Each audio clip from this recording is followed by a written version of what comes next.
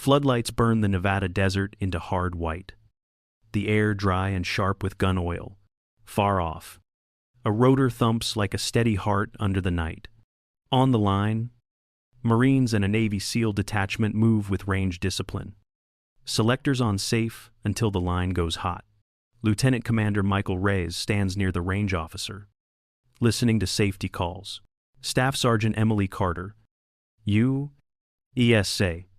Army 68W Combat Medic, steps from the edge of the crowd with a squared-away stride.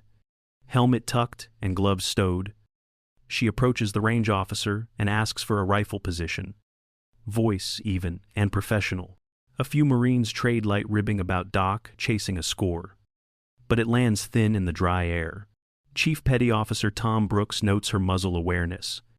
Finger indexed off the trigger. And steady posture.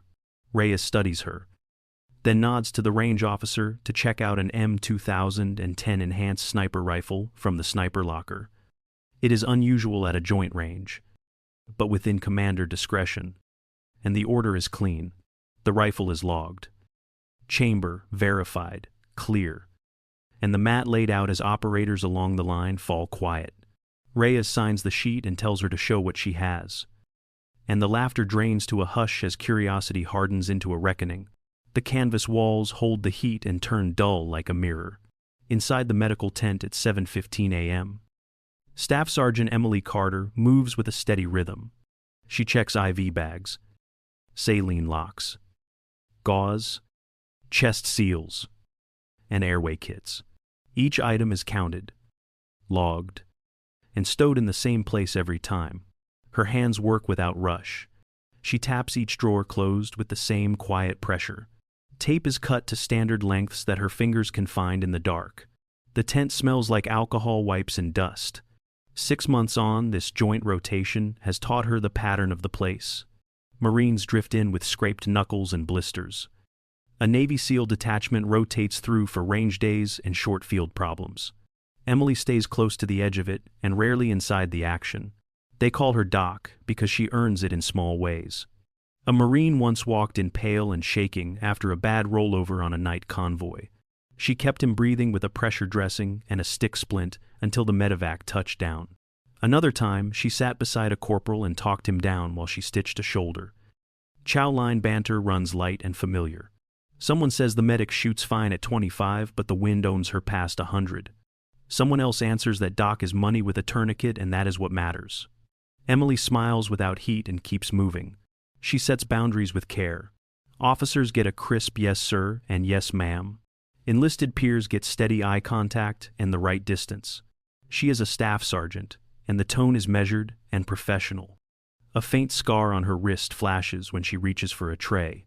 The edge of a tattoo peaks where her sleeve rides up. It is a coiled viper wrapped around a Roman numeral 7. She pulls the sleeve down and closes the drawer. Rumors live in quiet corners. Some say she did 2 tours in Afghanistan. Some say the second ended early, after an injury that nobody discusses. A few whisper about a unit with a name that never shows up on a roster. Emily does not feed any of it. She checks expiration dates and swaps out what needs replacing. She signs for a resupply like it is any other day. The clipboard clicks and the moment passes. Discipline is her engine. She trusts lists, muscle memory, and clean habits. She sets a fresh tourniquet where her hand will find it without searching. Then she stands in the tent doorway and watches the light harden over the range. At 9:15 a.m., the range hums like a machine. Marines and a Navy SEAL detachment flow through live fire checks with the kind of rhythm that comes from repetition. Actions cycle and bolts go home with clean metal sounds. Optics get a quick eye, a dial touch, and a nod. Magazines seat with a tug to confirm lock. Selectors stay on safe until the line is hot and everyone knows it. The range officer moves the roster and safety calls without drama. Dust hangs low and the sun pushes hard. Lieutenant Commander Michael Reyes confers with the range officer and signs for a special checkout. The instruction is clear enough to carry along the benches. The sniper locker opens and an M2010 Enhanced Sniper Rifle in. 300 Winchester. Magnum comes out with its logbook. It is unusual at a joint range. But commander discretion makes it lawful and squared away. Staff Sergeant Emily Carter steps up without hurry. She starts with a visual and physical chamber clear, finger indexed and muzzle managed. She checks bolt throw for smooth travel and listens for that easy close. She verifies the mount if tools are present and confirms that nothing is loose. She settles on a shooting mat and runs the bipod down until it bites. Her ruck slides into place as a rear support, steady and repeatable. She builds a position and lets the stock find the pocket. Then she resets her natural point of aim until the crosshair rests without muscle. Parallax is set for the anticipated distance, and she confirms elevation dope for the lane without re-zeroing a cold bore. She dials in tenths of a mil only for drop. Wind is another problem, and she treats it that way. She decides to hold rather than dial. Chief Petty Officer Tom Brooks watches from off the line and says nothing. He notes her muzzle awareness in every small move. He sees the indexed finger and the way her breathing does not fight the glass. What he reads looks like practice, not pride. The desert helps with wind reading if you know where to look.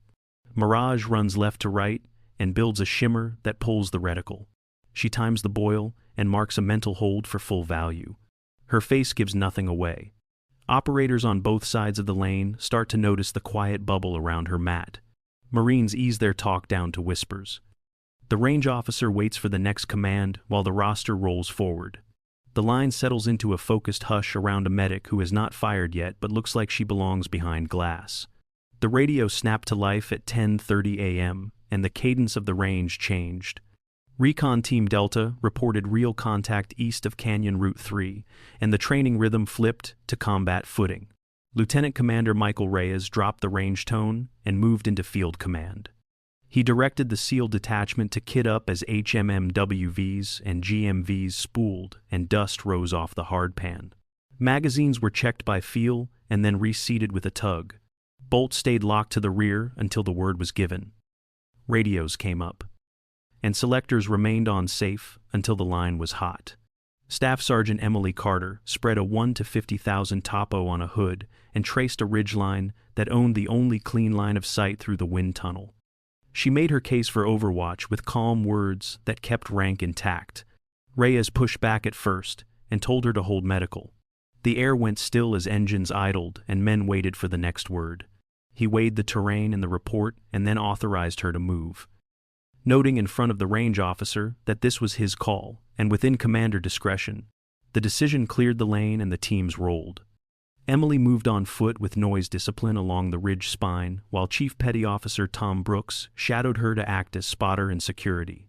She set the M2010 Enhanced Sniper Rifle bipod down on a shooting mat, drove the stock into the pocket, and turned her ruck into a rear support. Natural point of aim was checked and reset until the reticle settled.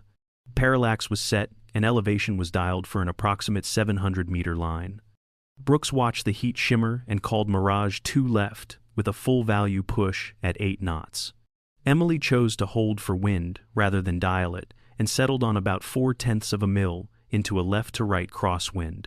She confirmed positive identification off a brief glint in a spotting scope, breathed to the bottom, and broke a clean shot.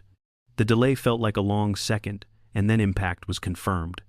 She went to the net with brevity and stated overwatch set with a recommendation to shift elements 10 degrees west for better cover. Reyes acknowledged, and the detachment adjusted under that guidance, while Marines close to the mouth of the canyon used rock and shadow for concealment. A second shooter tried to relocate behind scrub on the far slope. Emily added a 1/10 of a mil to the wind hold for a small gust and pressed through the wall. The second impact came with less drama than the first, and the canyon edge seemed to exhale. Brooks kept glass on the low ground and called small changes without crowding her rhythm. The teams used the lull to peel and bound instead of rushing a bad angle. Radio traffic stayed clean and nobody wasted words. Engines faded under the ridge and the HMMWVs idled where the terrain could hide them from a straight-line shot. The range behind the ridge lost its chatter, and even the jokes at the far benches fell quiet. Operators and Marines watched the ridgeline take shape as a real piece of ground rather than a training backdrop. The bravado drained away, and the day turned into a battle space shaped by disciplined overwatch instead of luck. Brass lay scattered on the ridge and ticked softly as it cooled. Heat pressed down until the air felt still and heavy. Staff Sergeant Emily Carter eased the M2010 Enhanced Sniper Rifle to safe with the bolt locked open and the chamber clear. She wiped the bore and kept her eyes on the canyon floor between each small task. Chief Petty Officer Tom Brooks moved closer and stayed off the muzzle line. He watched her hands track the same small sequence without wasted motion. When she reached for the sling, a faint mark on her wrist slid into the light. A coiled viper wrapped around a Roman numeral 7 stood out for a second, and then the sleeve covered it again. The image pulled a thread from an old memory. Years back in Afghanistan, he had sat in a secure room and listened to a briefing that felt thinner than it should have. Operators in the hallway had used a nickname for a task element that matched the ink he had just seen. It was linked to long-range interdictions in Helmand, and a mission that ended with a list of names and the words all lost. Brooks let the thought settle before he spoke. He kept his voice low and his posture easy. He asked her what Viper 07 meant and whether it was what he thought it was. Emily answered without looking away from the glass that it was an old unit that did not exist anymore, and then she went back to scanning. Lieutenant Commander Michael Reyes worked the net with clean brevity. He shifted the SEAL detachment along rock and brush, told one element to hold while the other bounded, and kept every move tied to cover and concealment. Marines near the canyon mouth flowed to better angles and held fire until they had positive identification. The radio stayed spare and clear. Emily's rifle remained open to daylight while she watched through the spotter scope beside it. Her hand rested near the bolt but never touched it unless she had reason. She rolled a small range flag between two fingers and let it go to feel a light push of wind. The mirage ran just enough to keep her attention honest. Respect gathered in the space without anyone naming it. No one asked for a story, and no one tried to turn the moment into theater. The legend stayed at the edge of the frame where it belonged. What mattered was the work and the way the team moved cleaner under overwatch. Brooks glanced at her wrist again and then let the sleeve have it. He checked his watch, swept the far slope, and called a small shift in mirage. Reyes acknowledged a reposition, and the detachment slid west by a few degrees. The ridge returned to a patient silence that felt earned rather than dramatic. The call for help hit the net, and the canyon woke up. Recon Team Delta reported a casualty pinned in the cut, and the gunfire shifted from scattered to hungry. Staff Sergeant Emily Carter left the ridge under the clear intent to render aid. Lieutenant Commander Michael Reyes took the traffic and kept it short and clean while the fight pressed in. Emily moved low and stayed behind rock and brush. Rounds snapped over her helmet and cracked into the dirt behind her calves. She slid along a wash, paused, then crossed the open in 3 bursts that let her breathe between moves. Chief Petty Officer Tom Brooks stepped off to cover. M4A one up, and eyes on the far slope. She found the downed SEAL with blood pooling fast from a high thigh wound. EFAC out. Pant leg cut. Cat, tourniquet, high and tight. She turned the windlass until the bleeding stopped and then locked it down and wrote the time where any medic could see it. Her voice stayed low and steady. Stay with me. She checked for other hits, packed the wound where it needed it, and kept the airway clear. She keyed her radio and sent what mattered. 1 urgent surgical, tourniquet applied, bleeding controlled, requesting medivac. 9 line to follow. Grid pushed via attack. Brooks worked security with short controlled bursts when he had positive identification and nothing when he did not. Selector stayed on safe when he moved. He indexed a fresh magazine by feel and used the bolt release to run the action forward.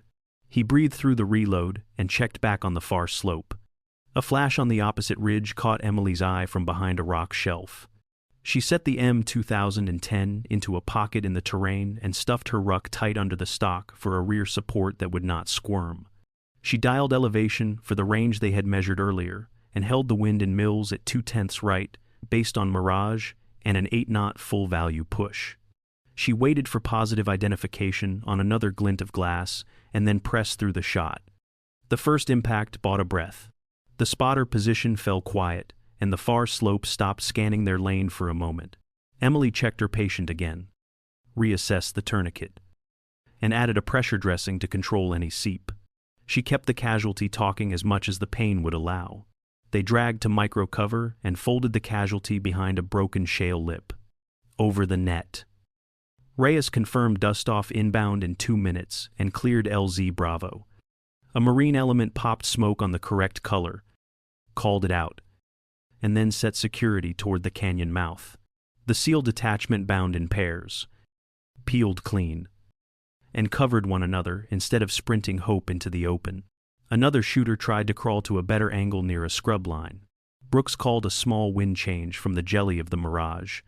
Emily took half a beat to settle, added another 1/10 of a mil into the hold, and pressed again after positive identification. The second impact thinned the fight into scattered noise and then into nothing. Radio traffic calmed to status and movement.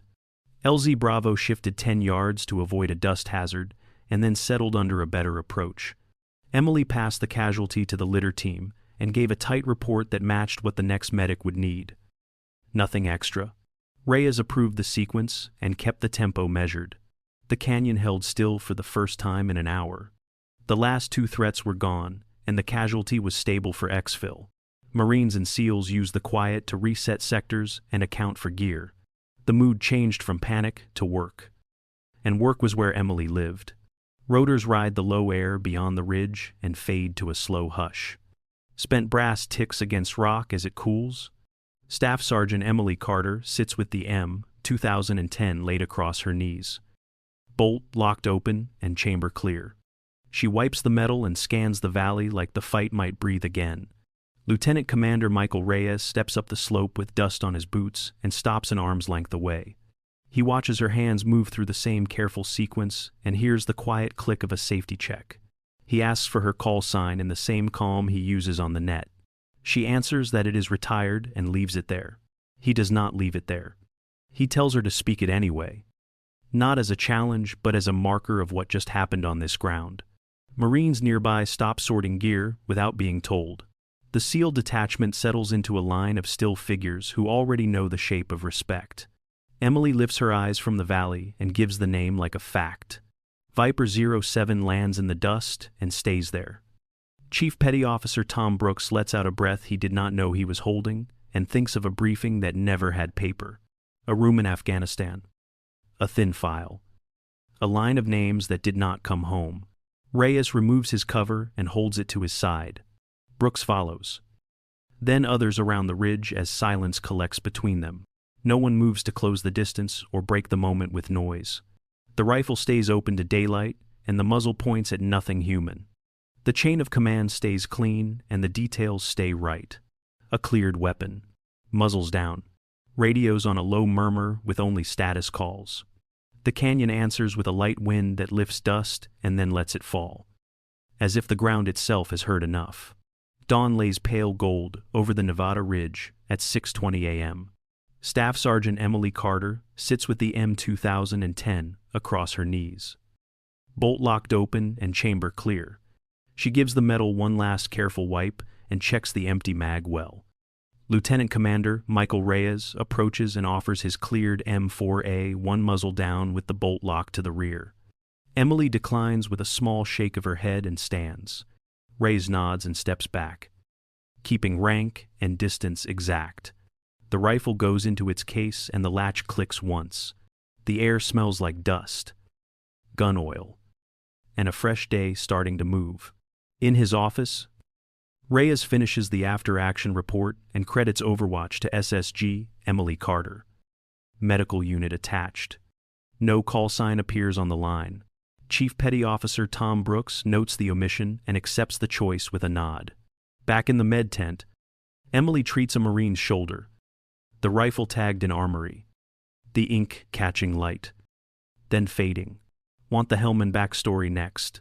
Tell me in the comments and share which moment of calm under pressure stayed with you. Subscribe for part 2 and bring a friend who loves real, dignified military storytelling. We will keep it honest, grounded, and human, with quiet curiosity leading the way forward.